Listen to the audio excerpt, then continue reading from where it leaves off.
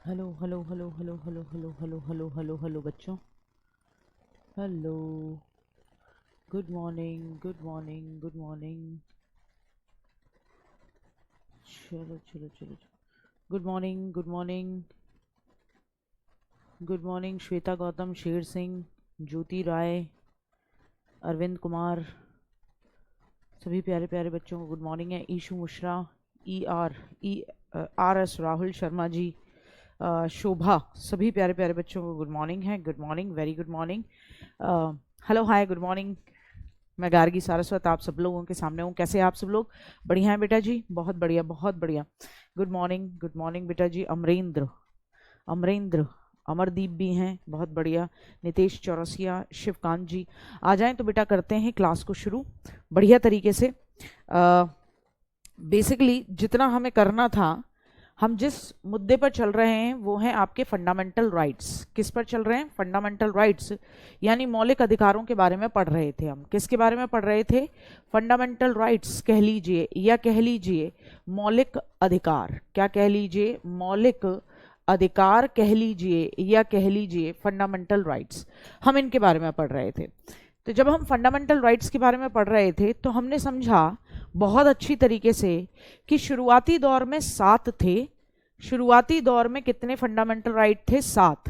लेकिन अब कितने हैं? तो हमने समझा अब हैं 6। कितने हैं? 6। एक कब कटा? तो 31 जो था, आर्टिकल 31 में जो मौलिक अधिकार था आपका, जिसे आप कहते थे संपत्ति का अधिकार। क्या कहते थे? संपत्ति का अधिकार कहते थे, जिसे आप राइट टू प्रॉपर्टी कहते थे। ये कट गया था। कब कट गया था? ये 44वां संविधान संशोधन हुआ। 44वां संशोधन हुआ आपके संविधान में। और कब हुआ? 1978 में। और इसे हटा दिया गया, इसे हटा दिया गया। ठीक, तो आज कितने हैं? 6 हैं। ठीक, उसके बाद हमारी बात आई थी 6 में हमने पढ़ लिया था। 6 में हमने क्या क्या पढ़ लिया था? तो 6 में शुरुआती दौर में हमने पढ़ा कि 14 से लेकर 18 तक राइट टू इक्वालिटी है। राइट टू इक्वालिटी है। क्या है? राइट टू इक्वालिटी, जिसे आप कहते हो समता का अधिकार। क्या कहते हो बेटा जी? समता का अधिकार कहते हो। समता का अधिकार कहते हो इसे। दूसरा हमने समझा था कि आपके 19 से लेकर 22 तक की बात कर रहे थे, जिसे आप राइट या लिबर्टी कहते हो। Right to liberty, right to liberty या राइट टू फ्रीडम जिसे कह लेते हैं। तो राइट टू लिबर्टी, लिबर्टी या फ्रीडम कुछ भी आ जाए, जिसे स्वतंत्रता का अधिकार कहते हैं। स्वतंत्रता का अधिकार कहते हैं। हम इस पे चल रहे थे। तो हमने सबसे पहले समझा था कि 14 क्या होता है, 14 क्या होता है। तो हमें समझ में आया कि 14 होता है कानून की नज़रों में सब समान है, everyone will be equal in the I of law. 15 कहता है कि पब्लिक प्लेसेस, कुएं, तालाब, रेस्टोरेंट, पार्क, इन पे किसी के भी साथ किसी भी तरीके का क्या नहीं किया जाएगा? भेदभाव नहीं किया जाएगा। क्या नहीं किया जाएगा? भेदभाव नहीं किया जाएगा। किसी भी तरीके का इनके साथ डिस्क्रिमिनेशन नहीं होगा। 16 क्या कहता है? 16 कहता है कि सबको जॉब के लिए, लोक नियोजन यानी जॉब, पब्लिक जॉब्स के लिए सबको इक्वल अपॉर्चुनिटी मिलेंगी। लेकिन आप जानते हो कोई फ्रीडम, कोई भी आपका फंडामेंटल राइट फ्री में आपको नहीं मिलता है, उसमें कुछ ना कुछ बाउंडेशन है। 17 कहता है 17 का खतरा, अनटचेबिलिटी बैन है, अस्पृश्यता का अंत है। 18 क्या कहता है? आप कोई टाइटल्स नहीं ले सकते हो कि जिल्ले हिलाई कहने लग जाओ अपने आप को, या फॉर्म भरो तो उसमें लिखने लगो कि मैं पापा का मगरमच्छ या मम्मी की मगरमच्छनी हूं, जो भी है ये नहीं लिखोगे। 19 में बात कर रहे थे।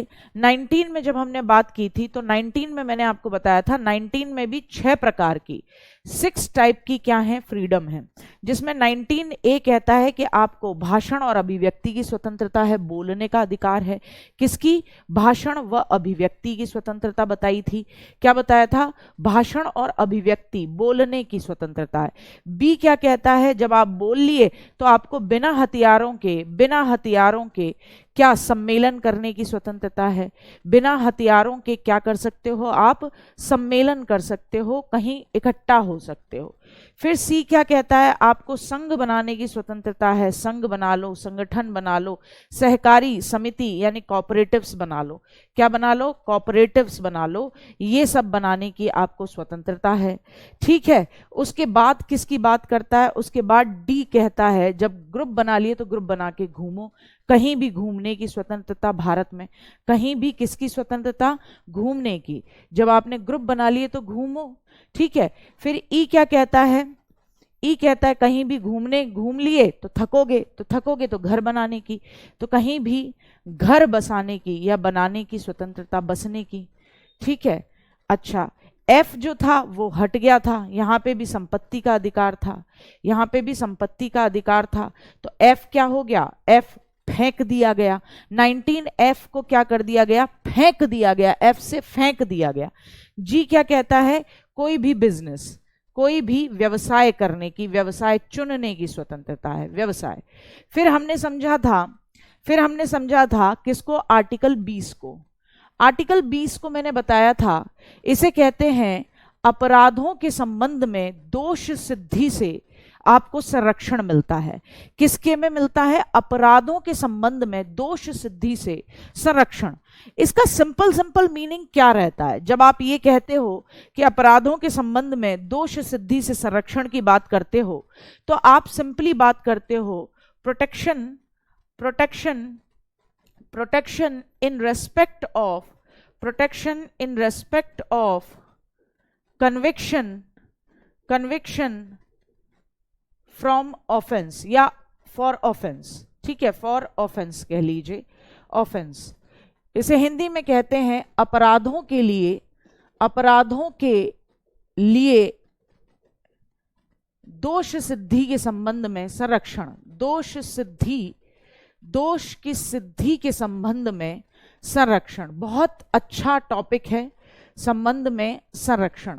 देखो बहुत ही जबरदस्त बात कहता है ये। क्या कहता है?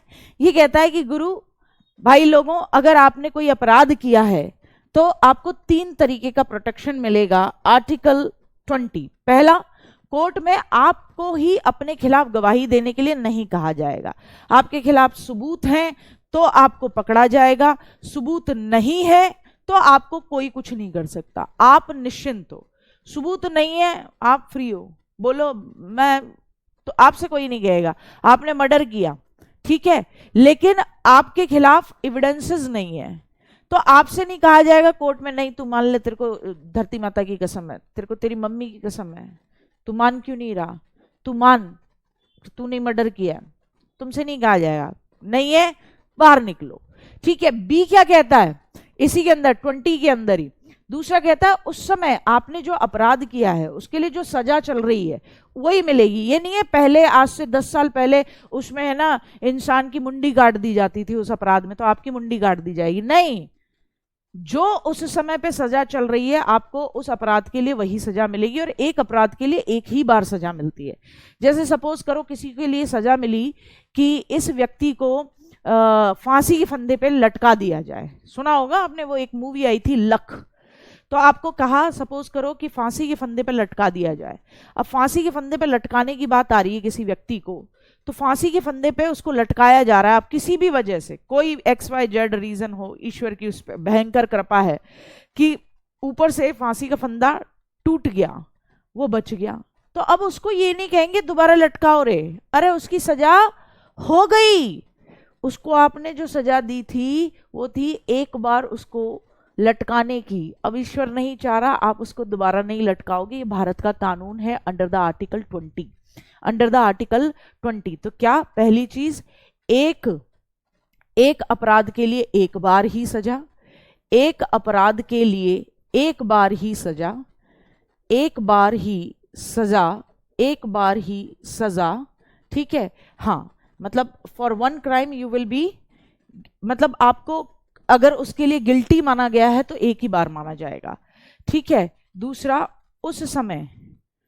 समय जो दंड होगा वो मिलेगा, दंड होगा वो मिलेगा, ठीक है, न उससे पहले का न उससे बाद में कोई रिलैक्सेशन आ गया, तो जो भी प्रचलित दंड होगा वही मिलेगा।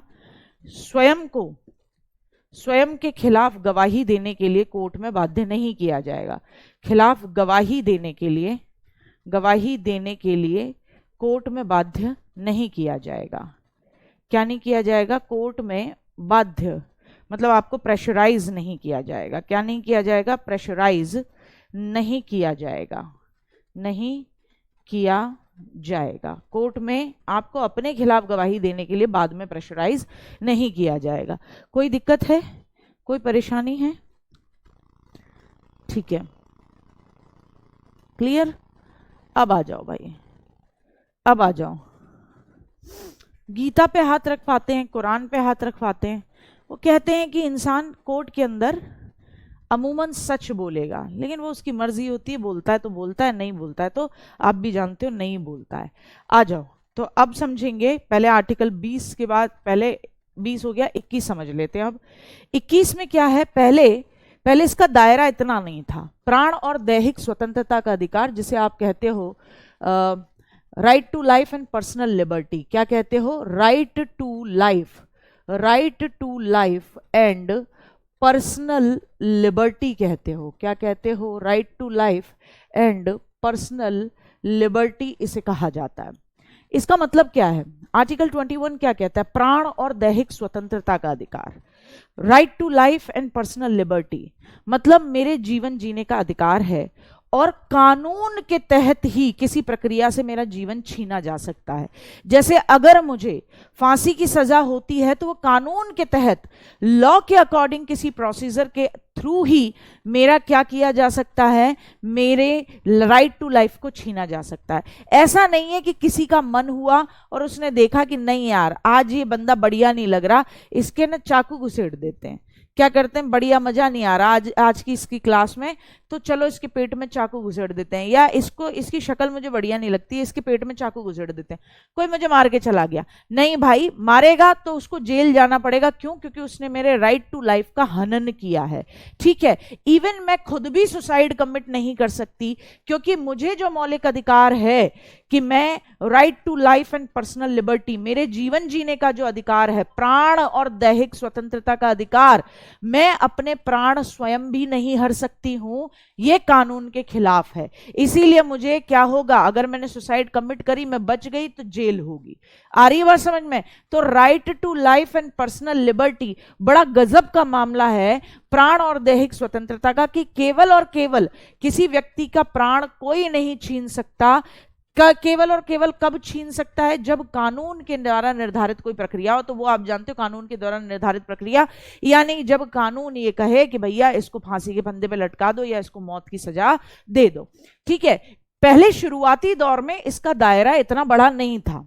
शुरुआती दौर में राइट टू लाइफ का दायरा इतना बड़ा नहीं था, लेकिन 2020 तक आते आते इसका दायरा बहुत बड़ा है। इसका दायरा बहुत बड़ा है। अब राइट टू लाइफ के अंदर क्या क्या आता है? आजीविका का अधिकार भी आता है। किसका अधिकार? आजीविका का अधिकार। यानी आपको गवर्नमेंट, आप जब ये कहते हो राइट टू लाइफ, तो इंसान कहता है मैं जीवन जीऊंगा कैसे? कुत्ते की तरह तो जीवन जीऊंगा नहीं। तो भाई मेरे पास साधन होने चाहिए कि मैं क्या कर सकूं, लाइवलीहुड कमा सकूं, पैसा कमा सकूं। तो इसके अंदर जब मैं पैसा कमाऊंगा, मुझे जॉब्स मिलेंगी, तभी तो मैं एक जीवन जी पाऊंगा, वरना क्या फायदा? मेरे जीवन जीने के अधिकार को छीन लिया जा रहा है। तो आजीविका का अधिकार है कि आपको कमाने के मौके दिए जाएं। निजता का अधिकार है, क्योंकि जब आप कहते हो प्राण की स्वतंत्रता, राइट टू लाइफ और पर्सनल लिबर्टी तभी तो होगी जब मेरी प्राइवेसी बरकरार रहे। कोई मेरे फोन का डेटा उठा के और उसका इस्तेमाल कहीं और कर रहा है, मेरे पर्सनल फोटोज को उठा के कहीं और इस्तेमाल कर रहा है, तो वो कैसे मेरी प्राइवेसी रह जाएगी और कैसे मेरी लाइफ डिग्निफाइड रह जाएगी? तो इसके अंदर निजता का अधिकार, राइट टू प्राइवेसी भी आता है, राइट टू स्लीप भी आता है। जो मम्मियां सोने नहीं देती हैं, तुम पे पूपू पे लात लगाती हैं बढ़िया तरीके से, तो राइट टू स्लीप, सोने का अधिकार भी आपके फंडामेंटल राइट में है कि आपको आराम से सोने दिया जाए। इसके पीछे का केस अलग था। एक मंत्री साहब थे, वो जब जेल में पहुंचे तो वहां मच्छर थे बहुत ज्यादा, उनको स्पेशल ट्रीटमेंट नहीं मिल रहा था। अब आप जानते हो कि देखो, अपोजिशन पार्टी का कोई लीडर अगर जेल में जाता है तो फिर ऐसे में उसके वो जो गवर्नमेंट उस समय अथॉरिटी में चल रही होती है वो कोशिश करती है इसको बढ़िया तरीके से इसको नचा ही ले। तो अब उन्हें मच्छर खाते थे तो सुप्रीम कोर्ट पहुंचे, बोले देखो मेरे को प्राण और दैहिक स्वतंत्रता का अधिकार है, यानी मुझे एक जीवन जीने का अधिकार है, और जीवन चाहे मैं जेल में भी क्यों ना हो, मेरे जीवन का स्तर ठीक होना चाहिए, एक व्यक्ति जैसा होना चाहिए। यहाँ मच्छर खाते हैं, या मलेरिया फैला हुआ है, डेंगू फैला हुआ है, मैं सो नहीं पाता, तो सोने का अधिकार इस तरीके से जोड़ा गया। राइट टू फूड भी है, क्योंकि जब आप एक जीवन जीना चाहते हो तो भोजन पानी हुआ, आपका आजीविका हुआ, ये बहुत वैसे नॉर्मल है। आपके लिए राइट टू शेल्टर, रहने का अधिकार भी, भोजन पानी घर, ये तो चाहिए ही चाहिए, तो ये भी आपके एक डिग्निफाइड लाइफ जीने में काम आता है। तो right to life and personal liberty के अंदर आता है। आपको जो लव मैरिज का अधिकार है, राइट टू लव मैरिज, ठीक है, प्रेम विवाह का अधिकार ये भी इसी में है, तो गौर कर लीजिएगा। प्रेम विवाह का अधिकार आपके मतलब की चीज है, आर्टिकल 21, क्योंकि आपको जब अपना right to life and personal liberty, personal liberty का मतलब आपको अपनी दैहिक स्वतंत्रता है, तो आप अपनी देह को लेकर किसके साथ प्रेम विवाह करना चाहते हो, ये आपको पूर्णतः स्वतंत्रता होनी चाहिए। इसी तरीके से इसी राइट के बेसिस पे पहले जो बच्चे, आपने देखा होगा पुलिस मोरल पुलिसिंग किया करती थी। एक बार का किस्सा है, हस्बैंड वाइफ ही किसी होटल में गए। अच्छा, होटल्स में रेड होती हैं जनरली, क्योंकि क्या होता है कि पहले ऐसा हुआ करता था कि ये माना जाता था कि अगर कोई किसी लड़की को जबरदस्ती कर रहा है, या मोरल पुलिसिंग, पुलिस का हमेशा से एक कंसेप्ट रहा है भारत के अंदर, ठीक है। तो ऐसी सिचुएशन में कि एक लड़का लड़की हैं, ठीक है, तो वहां पहुंच जाते थे कि हाँ बताओ लाओ, होटल के कमरे में है। अब उनका भैया आर्टिकल 21 है, right to life and personal liberty, अगर दोनों 18 के ऊपर हैं, मतलब तो अपने बालिग हैं, तो दैहिक स्वतंत्रता का अधिकार है, अपनी मर्जी से वो प्रेम संबंध बना रहे हैं, आपका क्या लेना देना उस चीज में, अनटिल अनलेस कि जब तक कि आपको कोई दोनों में से कॉल करके प्रोटेक्शन नहीं मांगता है कि भाई हमें बचाइए, दूसरा वाला हमारे साथ जबरदस्ती करने की कोशिश कर रहा है, या कुछ ऐसा मुद्दा हो। तो एक बार एक हस्बैंड वाइफ दोनों जने होटल के रूम में स्टे किया, एज कम रही होगी, तो उन्हें लगा कि लव बर्ड्स हैं तो घर पे कॉल करेंगे, ये करेंगे वो करेंगे, तो मोरल पुलिसिंग करने लगे। तो ऐसे में फिर उन्होंने आर्टिकल 21 के तहत सुप्रीम कोर्ट में, वीडियो रिकॉर्डिंग हो गई थी, तो सुप्रीम कोर्ट में क्या करा, उन्होंने हलफनामा दायर किया कि यार ये पुलिस का क्या कंसेप्ट है, जब आप कहते हो article 21 right to life and personal liberty, तो हमारी मर्जी है कि हम दोनों बालिग हैं और हम तो ऑफिशियली पति पत्नी हैं, तो हम तो फ्री हैं, हम एक कमरे में स्टे नहीं कर सकते क्या? और आप एक बात बताइए, आप अपने फ्रेंड के साथ जाते हैं, आप भी स्टे करने का अधिकार रखते हैं, अनटिल अनलेस कि वो स्टे आपकी स्वीकृति से हो रहा हो, तो क्या दिक्कत है, ठीक है। तो उन्होंने फिर उसके बाद पुलिस पे थोड़ा शिकंजा कसा गया।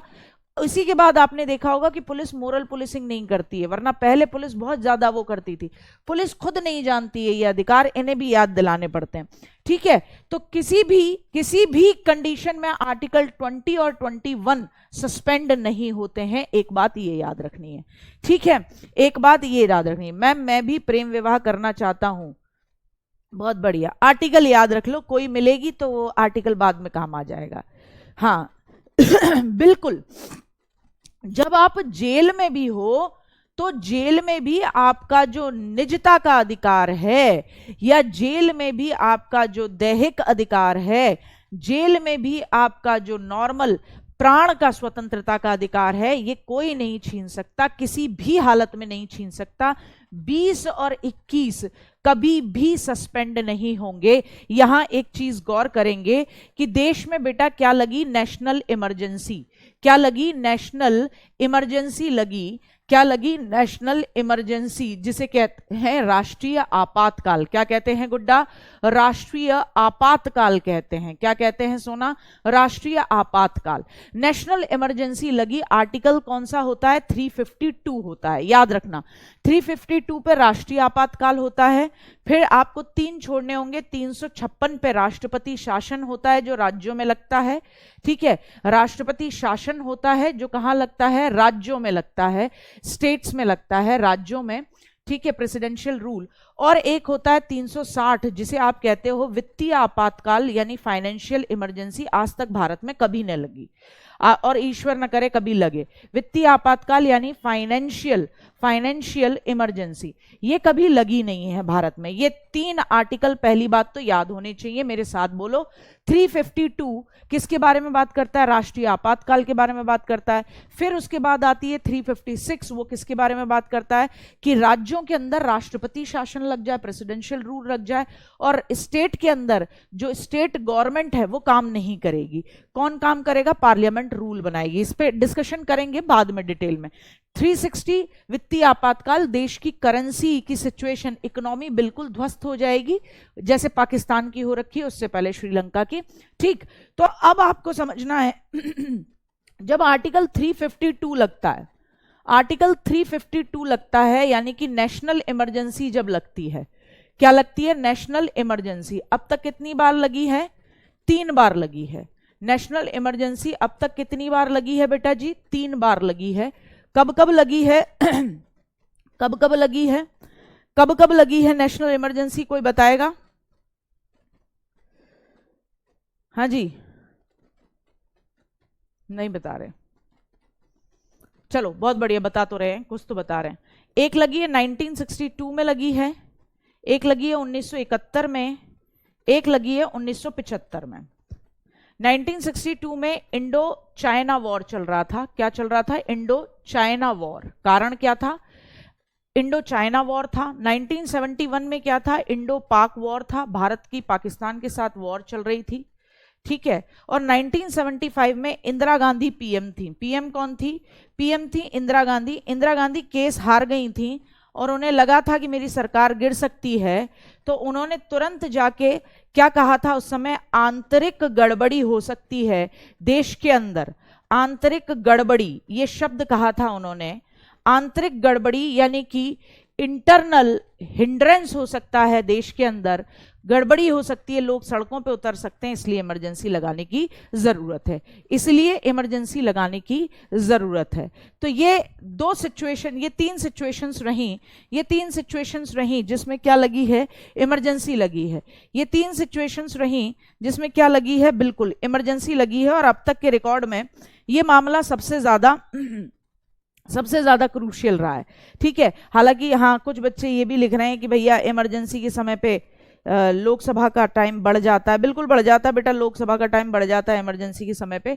ये भी एक कंटेंट रहा है, ये भी एक मुद्दा रहा है कि इमरजेंसी के समय पे लोकसभा का 1 साल का टेन्योर बढ़ जाता है। लेकिन ऐसा अब तक के रिकॉर्ड में केवल एक ही बार हुआ है, उसके अलावा कभी नहीं हुआ है, उसके अलावा कभी नहीं हुआ है। बहुत बढ़िया, ठीक है, ठीक है, चलिए। हाँ, तो अब तक के रिकॉर्ड में ये 3 बार जो इमरजेंसी आपकी लगी है, इसको अब आगे ध्यान से सुन लो। जो इमरजेंसी लगी है उसको अच्छे तरीके से सुन लो। अब सिंपली सी बात है,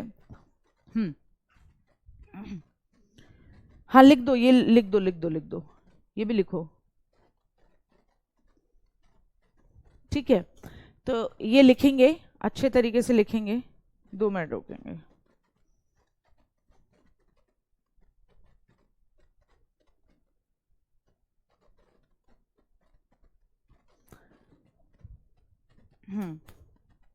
चलो आगे बढ़ते हैं।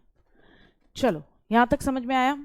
अच्छा बेटा, जब इमरजेंसी लगती है तो याद रखना, मुझे क्यों बताना पड़ रहा है ये, इसलिए याद रखना है, सारे फंडामेंटल राइट्स, क्या लिखोगे?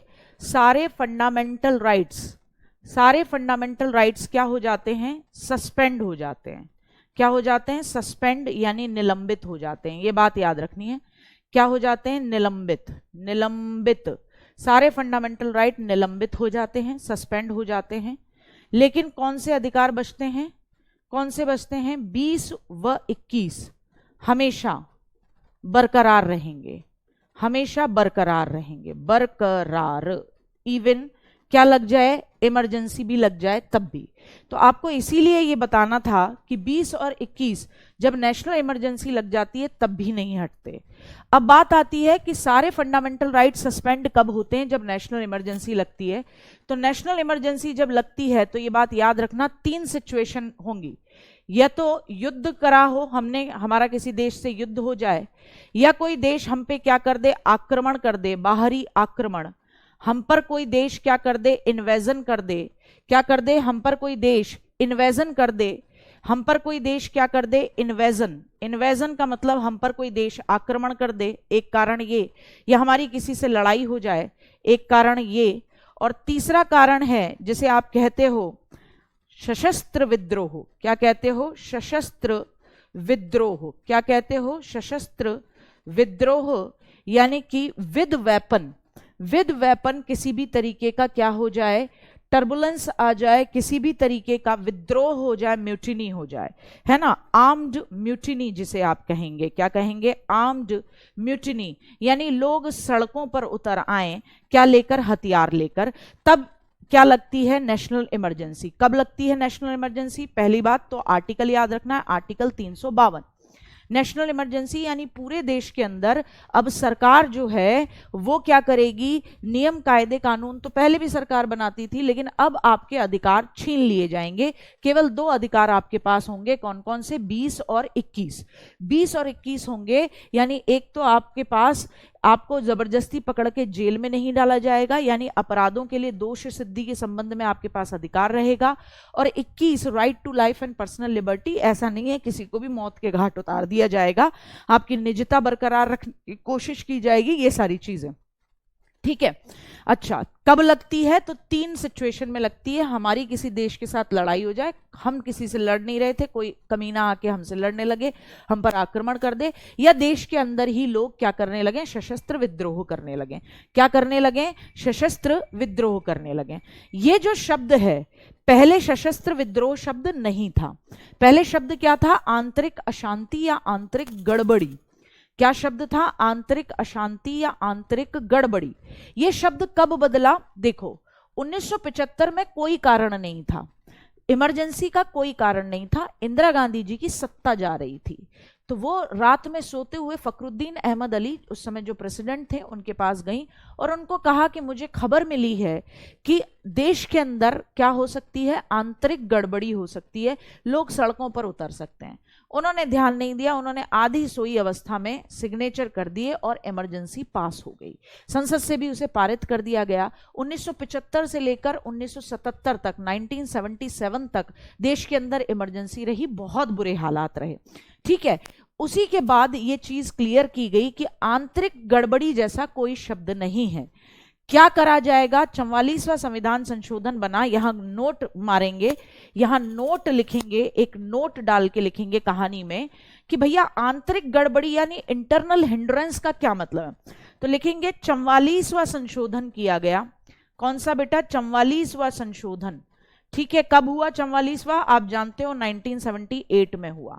1978 में 44वें संशोधन में ये जो आंतरिक गड़बड़ी शब्द था, आंतरिक गड़बड़ी जो ये शब्द था गड़बड़ी, उसे बिल्कुल हटा दिया गया और उसकी जगह शब्द लाया गया सशस्त्र विद्रोह। क्या शब्द लाया गया, आर्म्ड म्यूटिनी शब्द लाया गया, कि जब तक ये खबर ना हो कि लोग सड़कों पर उतर आए हैं हथियारों के साथ देश की सरकार के खिलाफ, तब तक इमरजेंसी नहीं लगेगी, ये शब्द हटा दिया गया। आंतरिक गड़बड़ी क्या है ना, समझ पा रहे हो, समझ पा रहे हो। नेशनल इमरजेंसी पूरे देश में लगेगी, पूरे देश में लगेगी, अभी आपको यही समझना है बस, ठीक है। राज्यों में राष्ट्रपति शासन कब लगता है ये बाद में बताऊंगी, ये बाद में बताऊंगी, ठीक, ये बाद में बताएंगे, जब तक नहीं है तब तक नहीं, क्योंकि ये बिल्कुल मामला दूसरा है। यहां तक समझ पाए हो, ठीक है। अब बात आती है, यहां एक और प्रश्न पूछा जाता है आपसे एग्जाम में, तो ये नोट में ही सेकंड पॉइंट डालना कि जब इमरजेंसी लगती है तो फंडामेंटल राइट को सस्पेंड या निलंबित कौन करता है, तो निलंबित करते हैं राष्ट्रपति जी। कौन करते हैं, राष्ट्रपति जी करते हैं। तो लिखेंगे मौलिक अधिकारों का निलंबन, नोट में ही दूसरा पॉइंट लिखेंगे, मौलिक अधिकारों यानी फंडामेंटल राइट का सस्पेंशन, मौलिक अधिकारों का निलंबन, निलंबन, निलंबन यानी कि सस्पेंशन, मौलिक अधिकारों को सस्पेंड कौन करते हैं, सस्पेंशन किसके माध्यम से किया जाता है, राष्ट्रपति द्वारा किया जाता है। प्रश्न आपके सीजीएल में आया है, एमटीएस में आया है, किसमें किया, किसके द्वारा किया जाता है, राष्ट्रपति द्वारा। यानी कौन करेगा, आपके मौलिक अधिकारों का निलंबन प्रेसिडेंट साहब करेंगे कि अब से नेशनल इमरजेंसी लग गई है। क्योंकि घोषणा कौन करता है, नेशनल इमरजेंसी लग गई है, इसकी घोषणा भी कौन करते हैं, तो राष्ट्रपति जी करते हैं। कौन करते हैं, हाँ जी बिल्कुल राष्ट्रपति जी करते हैं। ठीक है ना, आ रही है बात समझ में। अच्छा, अब एक चीज और लिखेंगे, कौन से आर्टिकल के थ्रू करते हैं, ये भी पूछा गया है। तो 358 एंड 359 आर्टिकल के द्वारा। कौन से आर्टिकल के थ्रू राष्ट्रपति जी आपके फंडामेंटल राइट्स का सस्पेंशन कर देंगे, 358 और 359 आर्टिकल के द्वारा। इसमें राष्ट्रपति जी के पास पावर है कि वो आपके फंडामेंटल राइट्स का क्या कर दे, सस्पेंशन कर दे। ठीक है, आ रही बात समझ में। 358 भी है गुड्डा, क्या नाम है, सुंदर राम पटेल, और 359 भी है। अब एक बात ध्यान से सुनो बिटू, अगर 19, वेरी इंपॉर्टेंट, पॉइंट नंबर 3 डालो, नोट्स में ही डालो, पॉइंट नंबर 3, 19 अगर देश के अंदर केवल सशस्त्र विद्रोह हो रहा है, आर्म्ड म्यूटिनी हो रही है, लोग सड़कों पर हथियारों के साथ उतर आए हैं, तो लोगों के फंडामेंटल राइट में से 19 जो अधिकार है वो भी सस्पेंड नहीं होगा। 20 और 21 तो बने रहेंगे, 19 भी सस्पेंड नहीं होगा। अगर क्या है, युद्ध है, लड़ाई हो रही है किसी देश के साथ, तो 19 खत्म है, केवल कौन से बचेंगे, 20 और 21। मेरी बात ध्यान से सुनना, अगर किसी देश ने हम पर आक्रमण कर दिया, इन्वेजन कर दिया, तो भी 19 नहीं मिलेगा आपको, कि आप कहीं पे भी घूमने जा रहे हो, कुछ भी कर रहे हो, नहीं, खत्म। ठीक है, कौन से मिलेंगे, केवल 20 और 21 बरकरार हैं। लेकिन अगर देश के अंदर सशस्त्र विद्रोह हो रहा है, लोग हथियारों के साथ सरकार के खिलाफ उतर आए हैं, सड़कों पर दंगे वगैरह हो रहे हैं, तो आपका 19 बना रहेगा, तो लिखेंगे सशस्त्र विद्रोह के समय, सशस्त्र विद्रोह यानी आर्म्ड म्यूटिनी के समय आर्टिकल 19, अनुच्छेद 19 सस्पेंड नहीं होगा। वेरी इंपॉर्टेंट, ये क्वेश्चन इस तरीके के आपके टीयर 2 में पूछे जाते हैं। इस तरीके के क्वेश्चन आपके किस में पूछे जाते हैं, टीयर 2 में होते हैं। ठीक है बेटा, ठीक, अच्छे से समझ में आया कि भाई देखो, आपके कौन से 2 आर्टिकल कभी सस्पेंड नहीं होते, 20 और 21।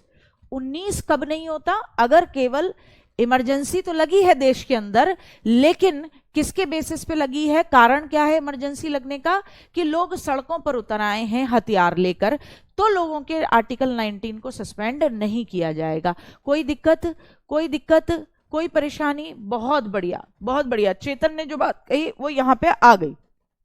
ठीक है, आ गई बेटा जी बात समझ में, कोई परेशानी यहां तक में, हाँ ये नोट करना है, अच्छे तरीके से समझना था इस बात को। ठीक, यहां कोई दिक्कत तो नहीं है। चलो अब आगे बढ़ते हैं बेटा, सोना। 20 आपके सामने ही है, पहले भी बता दिया मैंने आपको 20 क्या है, तो आप जानते ही हो, अब तो 20 को समझने की जरूरत नहीं है। अब आ जाओ 22, आर्टिकल 22 समझ लो। आर्टिकल 22 क्या कहता है, आर्टिकल 22 कहता है कि कुछ दशाओं में गिरफ्तारी और निरोध से संरक्षण है। इन सम कंडीशन, गिरफ्तारी का मतलब आप जानते हो क्या होता है, गिरफ्तारी, व्हाट द हेल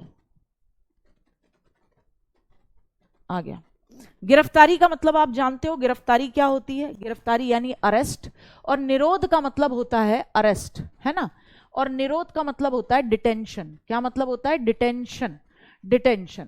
तो यहां पे आपको प्रोटेक्शन है, प्रोटेक्शन इन टर्म्स ऑफ, इसे इंग्लिश में भी लिख दीजिएगा, protection in terms of detention, protection in some situations from arrest and detention. ठीक है, यहां लिखा हुआ है protection from arrest and detention in certain cases. आपको गिरफ्तारी से भी संरक्षण मिलता है, निरोध से भी संरक्षण मिलता है। डिटेंशन क्या होता है, पुलिस आपको बिना बताए कहीं उठा के रख ले जाती है। वो मूवी देखिए गंगाजल डिटेंशन का, निरोध का सबसे बेस्ट एग्जाम्पल है। अगर पुलिस को ऐसा लगता है कि ये आदमी अपराधी है और कोर्ट के पास सामने जाके बेल ले लेगा और फिर जमानत लाके और फिर उसके बाद में क्या करेगा, फिर यही कुकर्म करेगा जिससे देश के लिए दिक्कत हो सकती है। तो पुलिस क्या करती है, उसे उठा लेती है। तो आपने देखा होगा गंगाजल में जो यादव ब्रदर्स हैं उनमें से एक बिल्कुल कोर्ट में पहुंचा है और ये अजय देवगन और उसकी पूरी गैंग पहुंचती है एकदम सादा कपड़ों में, मुंह पे पट्टा वट्टा बांध के। वो कोर्ट में सरेंडर करने वाला है जज के सामने, उससे पहले उसे उठा के ले जाते हैं। अब जब डिटेंशन होता है तो पुलिस कभी रजिस्टर में नहीं लिखती है कि हमने किसी को उठाया है, ठीक है। अरेस्ट जब होता है, आर्टिकल 22 ये कहता है कि जब आपको अरेस्ट किया जाए तो आपको पुलिस कारण बताए, यानी आपके अरेस्ट में भी आपके कुछ अधिकार बने रहें। निरोध यानी पुलिस आपको बिना ऑफिशियली वारंट के भी उठाती है तो भी आपके कुछ अधिकार बने रहने चाहिए। तो आर्टिकल 22 कहता है कि आपकी गिरफ्तारी और निरोध के संबंध में भी कुछ संरक्षण है। आपकी अरेस्ट और डिटेंशन के समय पे भी आपको कुछ क्या दिए गए हैं, फंडामेंटल राइट्स दिए गए हैं, ताकि आपको कम से कम ये ना लगे कि गिरफ्तार किया जा रहा है तो आपके मौलिक अधिकार छीन लिए गए। जैसे आपको गिरफ्तारी का कारण पूछने का अधिकार है, 24 घंटे के अंदर अंदर आपको मजिस्ट्रेट के सामने रखा जाएगा। इसमें अगर आपको किसी और स्टेट की पुलिस पकड़ के लेके गई है, सपोज करो आपने कांड कर रखा था कहाँ, राजस्थान में, राजस्थान की पुलिस बहुत लंबे समय से लगी पड़ी थी, तो राजस्थान की पुलिस ने आपको जैसे तैसे यहाँ पे लोकल पुलिस की मदद से, नोएडा पुलिस की मदद से आपको पकड़ा है, तो अब आपको लेके भी जाना है राजस्थान तक। तो इसमें आने जाने का समय जो लगेगा उसे छोड़ दिया जाएगा, बाकी 24 घंटे के अंदर अंदर आपको किसी जज के सामने प्रस्तुत किया जाएगा। आपको अधिकार है कि आप अपने वकील के सामने, जिसमें भी आपका इंटरेस्ट हो, उसके सामने रखें कि आपको गिरफ्तार कर लिया गया। आपने देखा होगा लोग कहते हैं I want to call to my lawyer, वो कहते हैं कि बताओ तुमने ये किया, कि I don't want to give answer, मैं आंसर ही नहीं करूंगा, मेरे लॉयर को बुलाओ। फिर पुलिस पीटती है। ये भारत की पुलिस है, मौलिक अधिकार मिले हुए हैं लेकिन हनन होता रहता है, ठीक है। गिरफ्तारी की सूचना आप अपने पेरेंट्स को दे सकते हो, परिजन को दे सकते हो कि भैया आपको उठा लिया गया है, घर वालों को पता होना चाहिए कि मेरा लाल, मेरी लाली कहाँ डोल रही है, ठीक है। तो ये आपको कुछ अधिकार है। डिटेंशन क्या होता है, डिटेंशन ध्यान से सुन लो क्योंकि बच्चों के मन में हमेशा ये क्वेश्चन बना रहता है। डिटेंशन जब कोई नेशनल इमरजेंसी का मामला है, सपोज करो मुझे जैसे पता पड़ा विवेक डागोर जो है, ठीक है, हाँ, विवेक डागोर और गार्गी मैम ने दोनों ने मिलकर बम फोड़ने का बम फोड़ने का प्लान बनाया है। कहाँ, दिल्ली में, कहाँ, कर्तव्य पथ पर। पहले राजपथ हुआ करता था, अब कर्तव्य पथ है, आप जानते हो।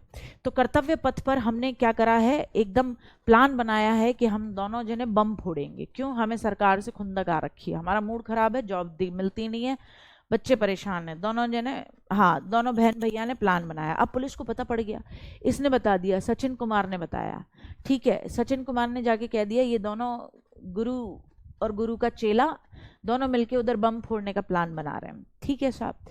हमें क्या करा, अब पुलिस जानती है कि ये टीचर है नामी गिरामी और ये बच्चा है, इसका कोई क्रिमिनल रिकॉर्ड नहीं है, दोनों में से किसी का कोई क्रिमिनल रिकॉर्ड नहीं है, तो आप हमें अरेस्ट किस बेसिस पे करोगे। हमारी प्लानिंग के बारे में केवल इसी को पता थी, सचिन को, ये बैठा हुआ था वहां पे नालायक, ये जाके मुंह खोल आया है वहां पे, और कोई वो भी नहीं है। अच्छा, इसने कोई रिकॉर्डिंग नहीं की है जिससे हमारा बारे में पता लगे।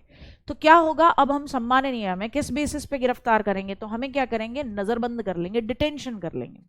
यानी हमें हमारे ऐसे कहीं चढ़ाया नहीं जाएगा कि भैया गार्गी मैम और गार्गी मैम का एक बालक दोनों को उठाया गया, दोनों मिलके प्लानिंग कर रहे थे, तो मैं सबूत ही नहीं है काय बात की प्लानिंग कर रहे थे हम, कोई प्लानिंग नहीं कर रहे थे हम, ठीक है, उठा लिए गए हम दोनों। लेकिन हमें क्या किया जाएगा, नजरबंद किया जाएगा, हमें वहां पे बैठा के नॉर्मल पूछताछ की जाएगी, बड़े तमीज से, बड़ी सभ्यता के साथ में, कि वो समय निकल जाए।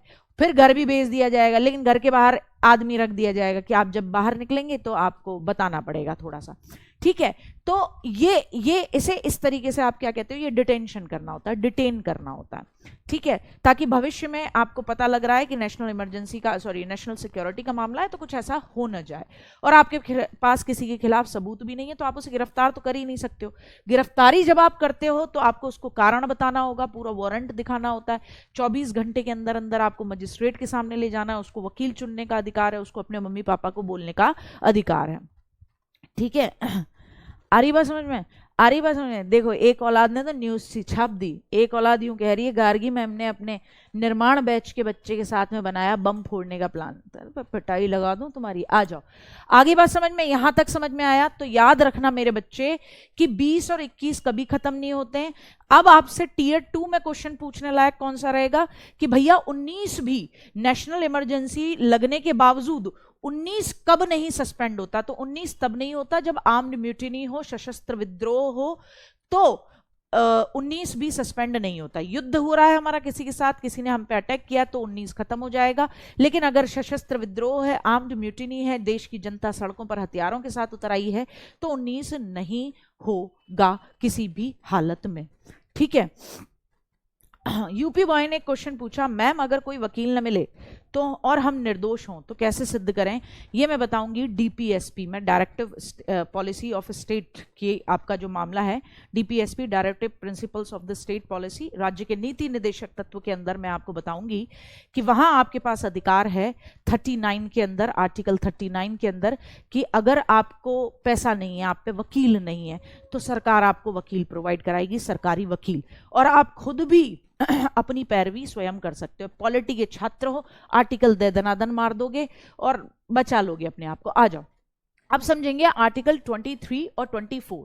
ये शोषण के विरुद्ध अधिकार है, राइट अगेंस्ट एक्सप्लॉयटेशन है। आपका कोई शोषण न कर सके, आपका कोई एक्सप्लॉयटेशन न कर सके, उसके विरुद्ध अधिकार हैं आपके पास। देखो जब हम कहते हैं आर्टिकल 21 कि मेरे पास एक डिग्निफाइड लाइफ जीने का अधिकार है, प्राण और दैहिक स्वतंत्रता का अधिकार, right to life and personal liberty, तो जीवन कुत्ते वाला थोड़ी ना जीवन चाहिए बेटा, जानवर वाला जीवन थोड़ी ना चाहिए, एक स्टैंडर्ड जीवन चाहिए। स्टैंडर्ड का मतलब ये नहीं है कि होटल में जाके बढ़िया वाला लग्जरी वाली लाइफ चाहिए, नहीं, इसका मतलब है एक जो बेसिक जरूरतें हैं वो पूरी होनी चाहिए। और बेसिक जरूरतें जब पूरी होने की बात आती है तो ये भी आता है कि आपको इंसान समझा जाए, जानवर न समझा जाए, आपका कोई एक्सप्लॉयटेशन न करे। तो आर्टिकल 23 कहता है कि मानव का दुर्व्यापार, कोई आपको खरीदेगा नहीं, बेचेगा नहीं, बेगार, कोई आपसे मुफ्त में काम नहीं कराएगा, और बलात् श्रम का प्रतिषेध है, कोई जबरदस्ती भी काम नहीं कराएगा आपसे। तो मानव दुर्व्यापार यानी कि ह्यूमन ट्रैफिकिंग का अधिकार नहीं है, ह्यूमन ट्रैफिकिंग प्रोहिबिटेड है। इंसान है, भेड़ बकरी नहीं है जो खरीदा और बेचा जाएगा। बेगार नहीं कराई जाएगी, मुफ्त में काम नहीं कराया जाएगा। पहले हुआ करता था ना, जमींदार के यहाँ बच्चा काम कर रहा है और पिताजी ने भी काम किया, फिर उसके बाद उसके बच्चे ने भी किया, 3-3 पुश्तों ने काम किया और फ्री में काम करा है, बस हाथ जोड़ के आगे खड़े रहते हैं। क्यों? क्योंकि 3 पुश्तों पहले किसी ने सॉरी 3 पुश्तों पहले किसी ने क्या ले लिया था? 3 पुश्तों पहले किसी ने 3 पुश्तों पहले किसी ने वो ले लिया था बेटा, क्या? 3 पुश्तों पहले किसी ने लोन ले लिया था जमींदार बाबू से। अब जमींदार बाबू मुफ्त में काम कराए रहते हैं और कर्जा भी चुकवाते हैं। ठीक है, भेड़ बकरी पालनी पड़ रही है। बलात् श्रम का मतलब होता है फोर्स लेबर, आपका काम करने का मन नहीं है, जबरदस्ती आपसे काम कराया जाए। ठीक है, आपसे जबरदस्ती क्या कराया जाए? काम कराया जाए, तो इसे कहेंगे बलात् श्रम। तो फोर्स लेबर भी नहीं होगी, इंसान को खरीदना बेचना, ये सब आर्टिकल 23 के तहत है। आर्टिकल 24 कहता है कारखाने जो होते हैं, कारखाने का मतलब समझते हो बेटा, यानी कि जो आपकी फैक्ट्रीज हैं, ठीक है, उनमें बच्चों का एम्प्लॉयमेंट नहीं किया जाएगा 14 वर्ष से कम।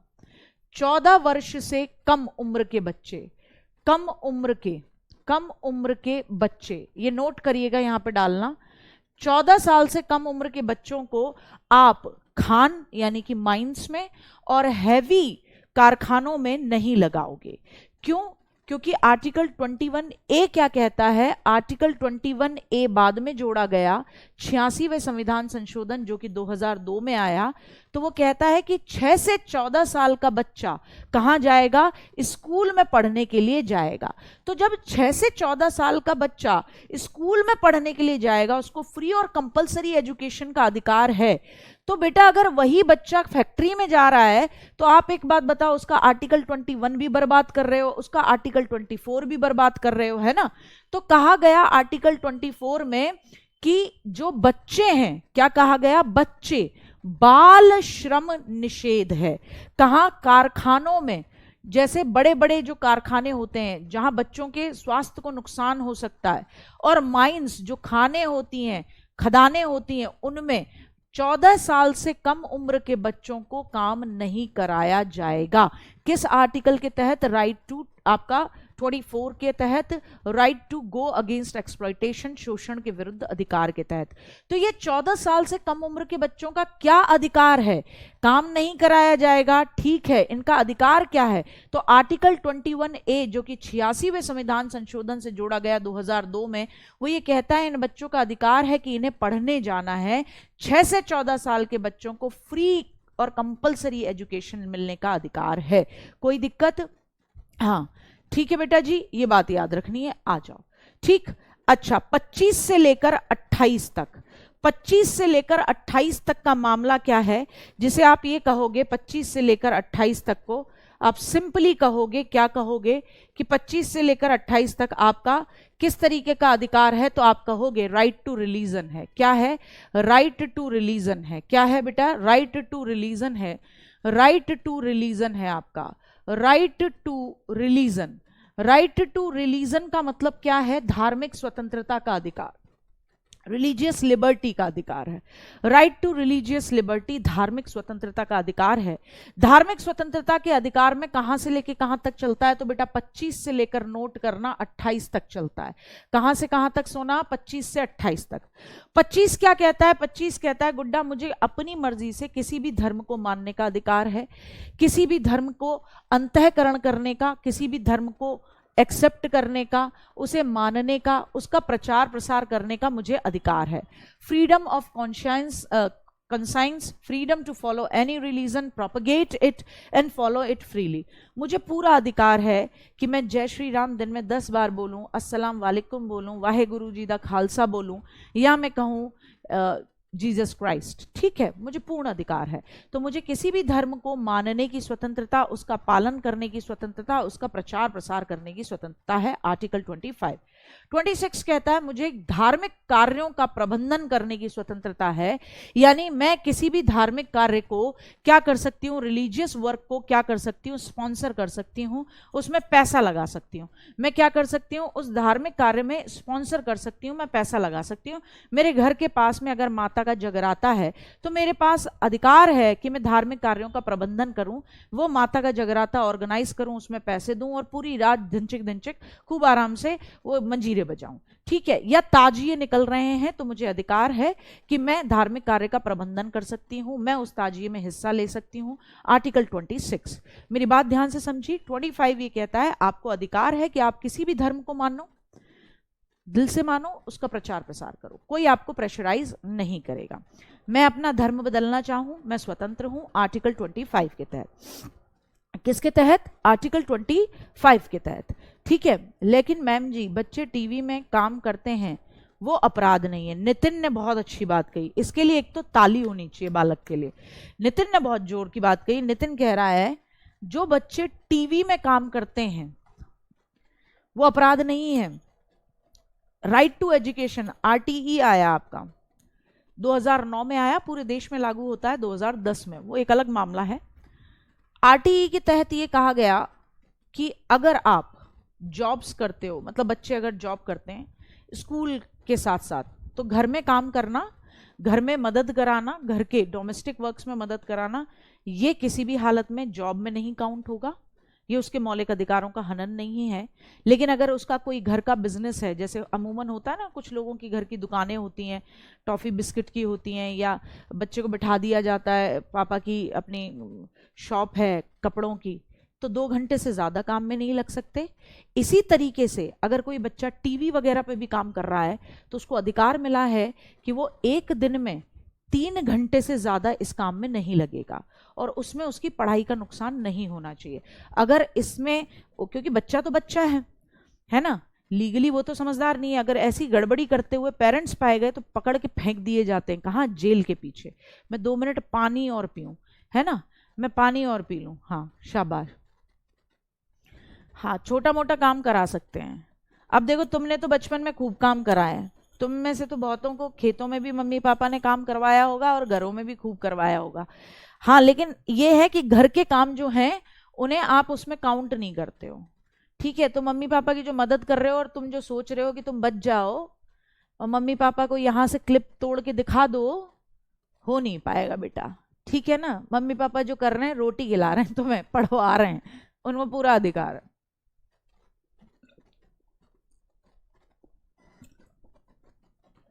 ये डोमेस्टिक हेल्प में माना जाता है। हाँ, लेकिन आपको पढ़ने से नहीं रोका जा सकता, पढ़ने से नहीं रोका जा सकता, ठीक है। हाँ, अतुल का पूछो, क्या खुरापाती दिमाग चलाती हैं औलादें? अतुल कह रहा है मैम आर्टिकल 25 के अनुसार मैं हाथ में त्रिशूल लेके नहीं घूम सकता। बेटा देखो, ये देखो, दुर्गा मैया बन ले बेटा तू, अतुल दुर्गा मैया बन ले बेटा। आर्टिकल 25 का है किसी भी धर्म का अंतःकरण करने का, उसका प्रचार प्रसार करने का अधिकार है। लेकिन ये मत भूलो कि आपको अगर घूमना है तो आप हाथ में, अगर उससे किसी का नुकसान नहीं हो रहा तो आप हाथ में त्रिशूल लेके घूमो खूब आराम से। हाथ में अगर उसका किसी का कोई नुकसान ही नहीं हो रहा, आप क्यों, हमारे यहाँ बनते नहीं है, शिव जी बनते हैं, दुर्गा माँ बनते हैं, तो वो बच्चे घूम रहे होते हैं हाथ में त्रिशूल लेके मांगते हुए, ठीक है, लोगों को बताते हुए, या माता का जगराता है आना है, वो गेटअप में घूम रहे होते हैं बच्चे, कोई दिक्कत नहीं है, उससे किसी का नुकसान नहीं होना चाहिए। आपकी मर्जी है, आप शिव जी का रूप बना के घूमो, कोई परेशानी नहीं है, ठीक है। हाँ, प्रतीक कह रहे हैं मैम लड़कियों से बर्तन क्यों मंजवाए जाते हैं? बेटा मैंने क्या कहा, तुम इसे उसमें काउंट ही मत करो। घर में काम करना इज अ डोमेस्टिक हेल्प, वरना इतनी मार लगाएंगे घर वाले कि मुफ्त में रोटियां खा रहे हो और मुफ्त में ही पढ़ रहे हो, ठीक है, तो तुम्हारा खेल बना देंगे। तो वहां तुम अगर ये सोच रहे हो कि ये वाले यहाँ से क्लिप निकाल के और बता दें कि घर में जो काम कराए जाते हैं वो हमारे फंडामेंटल राइट्स के अगेंस्ट है, तो वो संभव नहीं है, क्योंकि ऐसा कहीं नहीं लिखा हुआ है। आ जाओ, देखो अलग लेवल के खलीफा लोग हैं। आ जाओ, आर्टिकल 27 ये कहता है किसी भी धर्म की अभिवृद्धि के लिए कर न देने की स्वतंत्रता। ये तुम्हारे मतलब का है बहुत। जब तुम कमाने लग जाओगे तो तुम्हें टैक्स देना पड़ेगा, जब तुम कमाने लग जाओगे, जॉब वॉब लोगे तो टैक्स लेना पड़ेगा।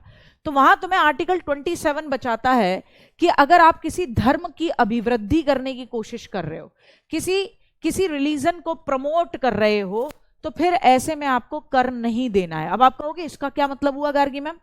इसका मतलब ये हुआ कि मैं हिंदू हूं, सपोज करो मैं गौ रक्षकों का एक ग्रुप मेरे पास आता है, कहता है कि हम एक गायों का क्या बना रहे हैं, एक बढ़िया तरीके से रेजिडेंस बना रहे हैं, आश्रय बना रहे हैं, और उसमें हम जो इंजर्ड गायें होती हैं सड़कों पर घूमती हुई या कचरा वगैरह जो खा लेती हैं, उनका देखभाल करेंगे, उनको ट्रीट करेंगे। मुझे लगा बहुत अच्छा काम है, और हमारे धर्म में गाय की बड़ी मान्यता भी है, गाय माँ मानी जाती है क्योंकि पौष्टिक दूध मिलता है, आपके 16 करोड़ देवी देवताओं का वास माना जाता है। तो मैंने कहा ठीक है, तो अब मैं क्या कर रही हूं, वहां दान कर रही हूं। उस गाय के लिए जो आश्रय बनाया जा रहा है, गौ रक्षकों का जो एक दल एक आश्रय बना रहा है गोरक्षण के लिए, उसमें मैंने दान किया। जैसे सपोज करो मैंने 2 लाख का दान दिया, तो अब मेरा जो टैक्स जाएगा उसमें, अगर वो संस्था रजिस्टर्ड है, वो गौ रक्षक संस्था रजिस्टर्ड है, वो शेल्टर गायों की रक्षा करने वाला रजिस्टर्ड है,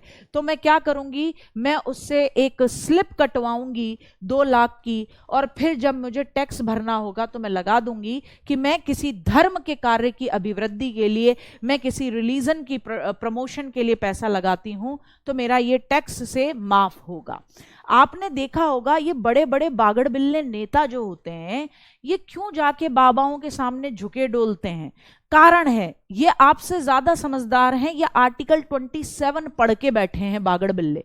ये क्या करते हैं, दिखाते हैं कि हमने संस्था में दान दिया, संस्था में लंगर लगवाया है ना, संस्था में उस दिन मेला आयोजित हो रहा था, उस आश्रम में हमने उस मेले का प्रबंधन किया, लोगों को भोजन करवाया, हमने उसमें दान दिया। अब दान दिया, तुम इनकम टैक्स के दायरे से बचते हो, जितने का तुमने दान दिया उतने अगर आ रहे होते हैं तो, क्योंकि धर्म की अभिवृद्धि के लिए जब आप पैसा लगाते हो तो आपको कर नहीं देने की स्वतंत्रता है। ठीक है, आ रही है बात समझ में?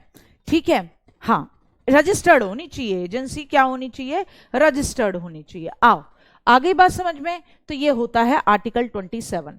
28 क्या कहता है? 28 ये कहता है बेटा, अभी थोड़े दिनों पहले की ही बात है, हाथरस का कोई स्कूल है, BLS इंटरनेशनल स्कूल, बड़ा उसमें चल रहा था चर्चाओं में, मैंने उसको देखा। सीन क्या था BLS इंटरनेशनल स्कूल का कि वो प्राइवेट इंस्टीट्यूशन, मैं पूरा समझाऊंगी आपको, पूरा मुद्दा समझाऊंगी तो आप समझ पाओगे एग्जाम्पल से। अच्छा हुआ कि ये इस समय पे ये इंसिडेंट्स हुआ है तो आपके लिए समझाने में आसान होगा। तो उस स्कूल में, वो प्राइवेट इंस्टीट्यूट है, तो वहाँ पर ये जो आपका रमज़ान आने वाला था उससे पहले थोड़ा सा स्कूलों में होता है कि जब क्रिसमस आता है तो क्रिसमस का गेटअप भी दिखाया जाता है, ठीक है। जब आपका दुर्गा पूजा या ये चीज़ें होती हैं तो बच्चों को उस गेटअप में लाया जाता है, कल्चर, संस्कृति, धर्म के पास लाने की कोशिश की जाती है। तो उन्होंने रमज़ान का पूरा सीन क्रिएट किया होगा और ऐसा आरोप लगा स्कूल पे कि उन्होंने वहां पर नमाज पढ़वा दी। अब कुछ पेरेंट्स ने इस चीज पे ऑब्जेक्शन करा, बड़ा बवाल हुआ, वहां के जो प्रिंसिपल थे उन्हें सस्पेंड किया गया। अब आर्टिकल 28 से रिलेट करती है ये कहानी, मैं बताती हूं कैसे।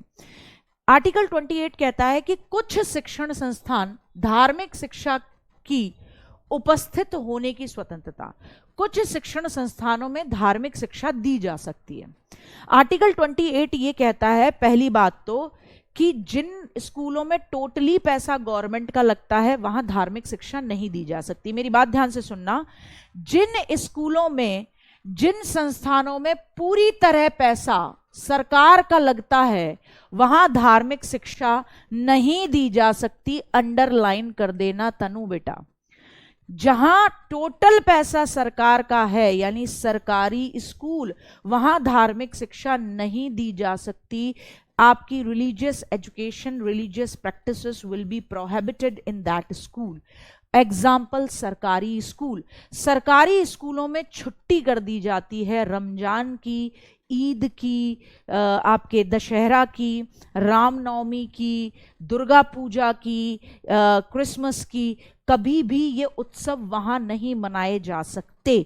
क्यों नहीं मनाए जा सकते? आर्टिकल 28 ये कहता है, किसी भी ऐसे गवर्नमेंट इंस्टीट्यूशन में जिसमें सारा पैसा गवर्नमेंट का लग रहा हो, वहां रिलीजियस शिक्षा नहीं दी जाएगी, धार्मिक शिक्षा नहीं दी जाएगी, ठीक।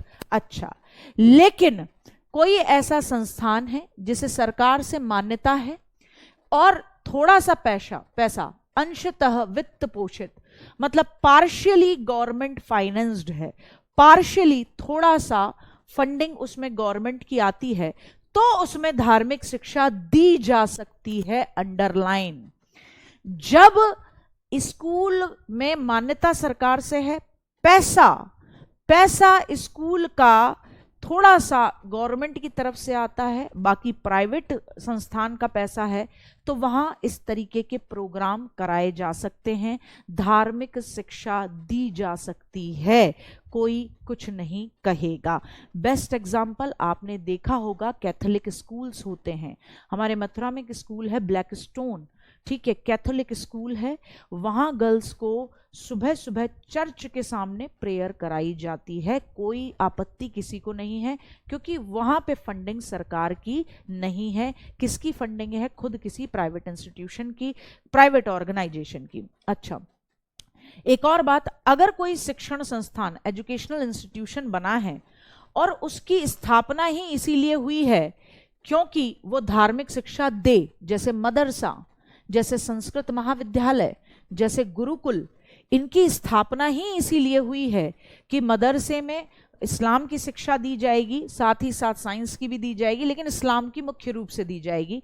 इसी तरीके से संस्कृत या गुरुकुल जो हैं उनमें शिक्षा जो दी जाएगी वो हिंदू धर्म की ही दी जाएगी। तो अगर कोई शिक्षण संस्थान बना है और उसका एम ही यही है, क्या एम है? धार्मिक शिक्षा देना, तो वहां पूरी तरीके से धार्मिक शिक्षा दी जा सकती है, चाहे बेशक पैसा उसमें सरकार का हो। मेरी बात समझे, चाहे उसमें पैसा पूरी तरीके से सरकार का हो, लेकिन वो इंस्टीट्यूशन बना ही इसीलिए है क्योंकि वहां धार्मिक शिक्षा दी जाएगी, जैसे गुरुकुल और मदरसे, तो वहां दी जाएगी। तो अब आप बताओ, जो मैंने शुरू में आपको बताया उस स्कूल के बारे में, BLS इंटरनेशनल के बारे में, कि वो प्राइवेट स्कूल है और वहां वो पहले रामलीला भी कराते रहे हैं और क्रिसमस की तैयारी भी कराते रहे हैं और साथ ही साथ उन्होंने ये अपनी मॉर्निंग असेंबली में ये रमजान का जो उन्होंने कराया उसमें उन्होंने, अगर मैं ये कहती हूँ, उन्होंने नमाज भी पढ़वा दी। तो आप बताओ, आपको लगता है कि ये गलत है? आपको लगता है कि वो सही है? क्या वो किसी मौलिक अधिकार का उल्लंघन हुआ था? आप बताओ। ठीक है, क्योंकि मैं जानना चाहती हूं कि ये जो मैंने 28 समझाया वो समझ में आया या नहीं। बताओ, जल्दी बताओ। फिर भागा दौड़ी करेंगे। आपको जबरन धार्मिक शिक्षा दिलवा सकता है? नहीं, जबरन तो कोई मुझसे जबरदस्ती कुछ नहीं करा सकता, मार लगेगी। अगर पेरेंट पूरे दिन दुकान पे काम कराते हैं, पढ़ने नहीं देते, बच्चा 14 साल से कम उम्र का है, तो फंडामेंटल राइट का उल्लंघन कर रहे हैं। 24 का भी और 21 का भी जेल भिजवाओ। ठीक है? नहीं, नहीं, सही समझ गए। यानी किसी फंडामेंटल राइट का उल्लंघन नहीं हुआ था, क्योंकि वो पूरी तरीके से एक प्राइवेट इंस्टीट्यूशन था। और प्राइवेट इंस्टीट्यूशन में चाहे उसको सरकार से मान्यता प्राप्त है, उसमें थोड़ा बहुत पैसा भी गवर्नमेंट का आता है, तो भी आप वहां धार्मिक शिक्षा दे सकते हो। वहां नहीं दे सकते जहां टोटल पैसा गवर्नमेंट का है और गवर्नमेंट से ही मान्यता प्राप्त है, तो नहीं दोगे। लेकिन अगर गवर्नमेंट से मान्यता प्राप्त है, पूरा पैसा गवर्नमेंट का है, लेकिन ऐसा शिक्षण संस्थान बनाया है जिसका एम ही धार्मिक शिक्षा देना है, तो भी आप वहां धार्मिक शिक्षा दोगे। ठीक है? अब समझेंगे कल आर्टिकल 29, 30, 32 और साथ ही साथ आपके क्या मौलिक कर्तव्य। कल क्लास होगी, संडे है, बेशक संडे है, लेकिन क्लास होगी। नाश्ता करके बैठना गुड्डा, कम से कम 1.5 से 2 घंटे कराऊंगी क्लास, अच्छे तरीके से इसी तरीके से समझाऊंगी। ठीक है? एक व्यक्ति, बेटा तुम ह्यूमनिस्ट हो राम बाबू, तुम एक क्या तुम 10 धर्म मान सकते हो, लेकिन रिलीजन वाले कॉलम में किसी एक को ही भरना पड़ेगा। मानना तो देखो सर्वधर्म संभाव है, हम तो सभी भगवानों को मानते हैं। अब एक बात बताओ, हम मज़ारों के सामने से गुजरते हैं, ऐसे सिर झुका लेते हैं।